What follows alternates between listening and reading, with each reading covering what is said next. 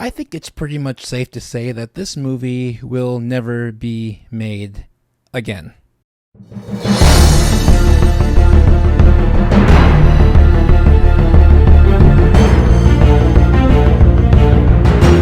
What is up, fellow cinephiles? This is Dominic from Film Overload, a channel where we talk about movies, pop culture, and everything in between. And today I have another Disney retro review, and this one might be a little bit, shall we say, controversial. It is the 1995 film Pocahontas. And just a really quick note before I get completely slammed in the comment section, yes, I am fully aware of the actual figure, the historical figure of Pocahontas and her life and how it tragically ended. But I'm really here to focus on what Disney produced from the 90s, henceforth the name of the review.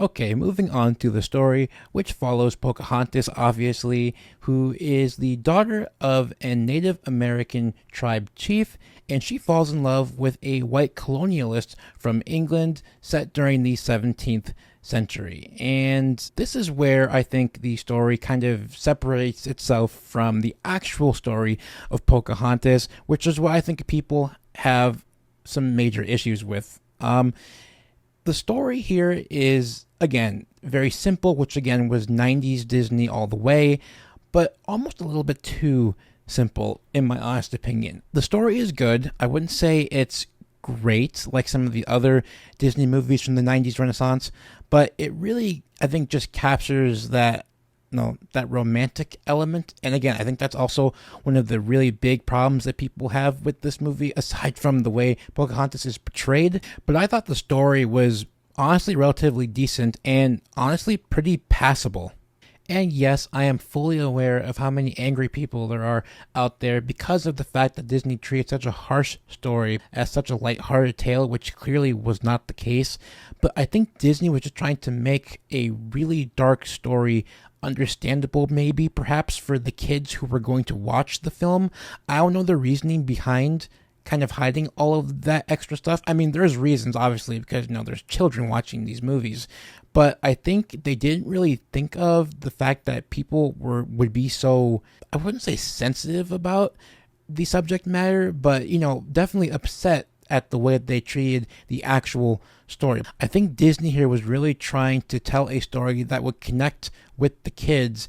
You really can't show kids all that dark and gruesome stuff, so what do? You make it lighthearted for them to understand. But I really understand why people are upset at the way Disney handled the actual story. But overall, it really didn't affect me as much. I mean, it did because I know the full context of the story now, but it didn't really take away from my overall thoughts of the film. The character of Pocahontas is, I think, a very straightforward character in this movie, and the way she was written as well by Disney. And again, I'm very much aware of the actual Pocahontas and what she went through in her life on this earth. But the way Disney wrote her was really straightforward. She's independent. She wants peace among all people, and that's really her purpose in this movie. And those thoughts that she has swirling in her head amplify, especially when she meets John Smith. Now, in the actual Pocahontas story, John Smith is nowhere near Pocahontas' actual love interest. In fact, he's just a simple Englishman who gets his life spared by Pocahontas' father because of her. But it's the romantic element that Disney added to their relationship that drives a lot of people crazy, and I really understand that. But I personally thought that their relationship was actually pretty charming. Is it as charming as like in Aladdin and Jasmine or a Belle and Beast? No, not at all. But I thought it was a very charming and interesting relationship, which ultimately kind of weaves the plot together, especially towards the end of the movie. I thought their chemistry together was nice.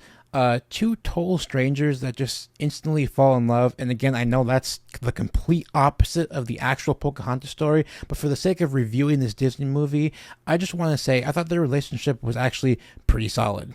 I thought the supporting characters in this movie were actually halfway pretty decent. But the one caveat that this movie really has is a lack of a solid villain.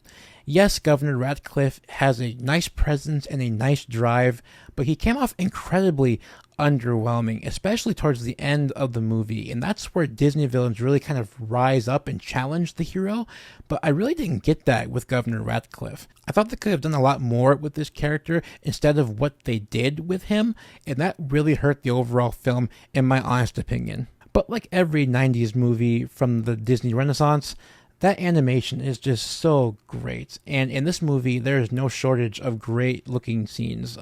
From waterfalls and river bends and just the trees and the leaves falling from the trees, and just like the way they just painted such a beautiful image for this film. It really shows in their animation style back in the day that they just really knew how to bring stories to life through their animation. So another quick shout out again to an animation style that I just personally love.